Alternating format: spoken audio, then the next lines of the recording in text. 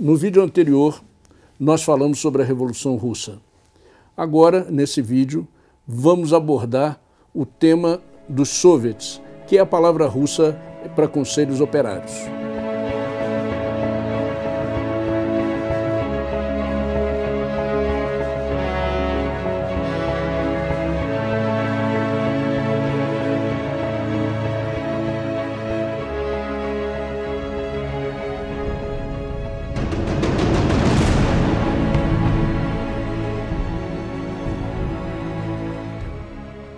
Os soviets começaram a se organizar durante a Revolução de 1905 como organismos de luta da classe operária que centralizavam as greves e as conduziam. Com a Revolução de Fevereiro de 1917, os soviets voltaram a se organizar e rapidamente incorporaram representações dos batalhões do Exército, tanto nas cidades como na frente de batalha. A organização passou a se chamar Conselho Operário de Deputados e Soldados. E o que é que isso tem a ver com Trotsky?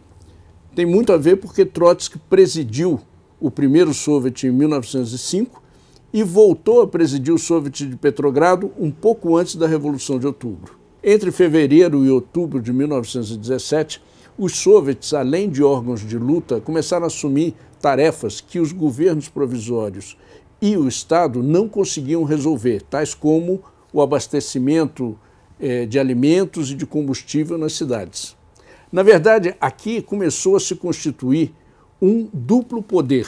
De um lado, o governo provisório e, de outro lado, os soviets. O governo burguês de Kerensky, o último governo provisório, foi derrubado pelos soviets, já com maioria bolchevique, em outubro de 17. Os soviets, então, dissolveram as instituições do Estado burguês que, na prática, já estavam paralisadas, não funcionavam. Dissolveram a polícia, dissolveram o comando das Forças Armadas, dissolveram o judiciário, acabaram com essas instituições. Nesse momento, acaba a situação de duplo poder.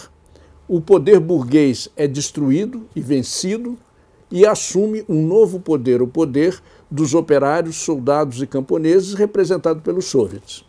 Todas as instituições do antigo Estado czarista foram substituídos pelos soviets que assumiram essas funções. O novo organismo, que é esse Conselho de Deputados Operários e Soldados, acumulava os três aspectos do Estado anterior, tanto o executivo de governo, quanto o legislativo, porque publicava decretos e aprovava novas leis, quanto o judiciário. Foram criados novos órgãos de governo, uma Guarda Vermelha e também um Exército Vermelho em substituição ao antigo Exército czarista. Os deputados dos soviets não tinham mandato fixo e podiam ser substituídos pelos trabalhadores a qualquer momento. Além disso, eles não podiam ganhar mais que o salário de um operário especializado. E também todos os altos funcionários do Estado seguiam a mesma regra. Os fundamentos desse tipo de Estado estavam baseados nas lições que Lenin, principalmente, tinha tirado da Comuna de Paris, da experiência da Comuna de Paris. E, finalmente, os bolcheviques conseguiram o que a Comuna de Paris não pôde cumprir, porque a Comuna de Paris foi massacrada pelas forças burguesas em 1871. O Soviet era um organismo muito flexível e extremamente democrático. Os seus representantes eram eleitos em locais de trabalho, principalmente fábricas, com uma proporção de aproximadamente um representante a cada 500 trabalhadores. Os burgueses que viviam de explorar o trabalho dos seus empregados e aqueles também que viviam de rendas não podiam votar. Só os trabalhadores poderiam eleger os seus representantes. O jornalista John Reed, que escreveu um extraordinário livro sobre a Revolução Russa, chamado 10 Dias que Abalaram o Mundo, que eu recomendo, é muito fácil de encontrar em livrarias, também escreveu um artigo chamado Soviets em Ação, onde ele explica como funcionavam esses conselhos. Nesse artigo, ele explicava: o Soviet de Petrogrado é um exemplo. Era formado por cerca de 1.200 delegados e, em circunstâncias normais, tinha uma sessão plenária de 2 em 2 semanas. Ao mesmo tempo, nomeava um comitê executivo central de 110 membros eleitos numa base de representação proporcional dos partidos. Ao lado do grande soviet da cidade existiam ainda soviets de bairros, constituídos por delegados de cada bairro no soviet da cidade e responsáveis pela administração dos respectivos setores urbanos.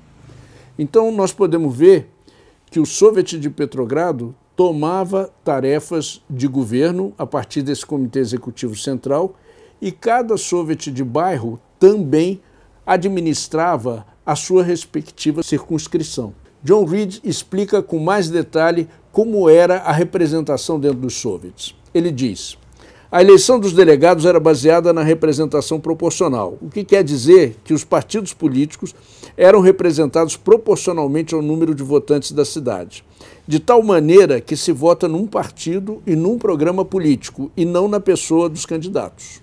Esse governo dos trabalhadores, que institui um novo tipo de Estado, Estado esse que destrói as instituições burguesas e constrói novas instituições operárias totalmente democráticas, é uma condição para avançar em direção ao socialismo. Por isso, é totalmente falso, aliás, temos que dizer que é uma bobagem completa, essa campanha da direita que diz que Venezuela, Nicarágua ou até mesmo o Brasil foram países socialistas, apenas porque tiveram partidos de esquerda no governo.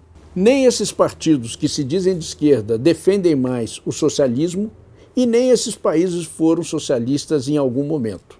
Na verdade, esses países nem sequer começaram o caminho em direção ao socialismo. Os próprios partidos que se dizem de esquerda, como por exemplo o PT, na verdade fizeram governos de aliança com a burguesia, defenderam as instituições do Estado burguês e inclusive as fortaleceram. Bom, nesse breve parênteses, nós falamos do Estado que a classe operária necessita para começar a construir o socialismo. Agora, voltando ao papel dos soviets na Revolução Russa de 1917, que é o nosso tema, é preciso destacar que esses conselhos tiveram um papel muito importante na organização da economia e depois nas decisões que o novo Estado operário teve que tomar em relação a isso. Durante o ano de 1917, nos 8 meses entre fevereiro e outubro, foram se formando comitês de fábrica em todas as indústrias. Esses comitês controlavam a produção, combatiam as sabotagens que os patrões efetuavam durante todos esses meses e, inclusive, chegavam a assumir a administração da empresa quando esses mesmos patrões fugiam do país. Ou seja, os comitês de fábrica exerciam um verdadeiro controle operário sobre todas as fábricas. Após a Revolução de Outubro de 1917, os bolcheviques não expropriaram imediatamente a propriedade burguesa dos meios de produção. No entanto, o crescente abandono das fábricas pelos empresários, as tentativas de sabotagem da produção e também o fechamento de várias fábricas levaram os bolcheviques a expropriar todos os meios de produção no final de 1918. A partir daí, o novo Estado operário começou a sentar as bases da estruturação da sua economia. A propriedade coletiva dos meios de produção, em primeiro lugar. Em segundo lugar, o monopólio do comércio exterior. E, por último, o início da planificação da economia. Mas o que tem a ver Trotsky com tudo isso? Trotsky, como um marxista, revolucionário e socialista, sempre defendeu que uma revolução socialista verdadeira só pode ser feita com a destruição do Estado burguês, a construção de um novo Estado operário baseado nos soviets e a expropriação da burguesia para instaurar uma nova economia baseada na propriedade coletiva dos meios de produção. Eu não tenho a menor dúvida que Trotsky acharia uma estupidez completa pensar que a Venezuela, ou que, e muito menos o Brasil, poderiam ser países socialistas. Países em que a burguesia nem sequer foi expropriada, onde a propriedade privada continua sendo o principal esteio da economia. l'avant-garde prolétarienne internationale. Les idées et les méthodes de Marx et de Lénine deviendront les idées et les méthodes internationales. No próximo episódio, nós vamos abordar a Guerra Civil na Rússia, que durou de 1918 a 1922, e o papel de Trotsky como fundador e líder do Exército Vermelho. Se você não viu os 3 episódios anteriores, entre no nosso canal, assista e não deixe de se inscrever.